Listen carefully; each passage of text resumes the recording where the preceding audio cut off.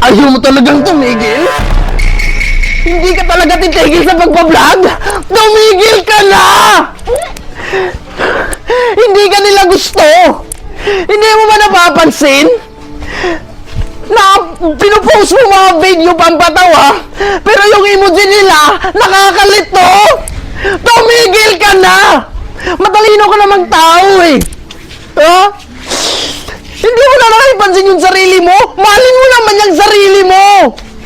Hindi mo ba napapansin? Hindi ka na naliligo kaka-vlog mo? Inaabot ka ng magdamag kakainit ng video tapos pag pinost mo, 200 lang yung view! Tumigil ka na kaya sa pagbablog mo! Matalino ka naman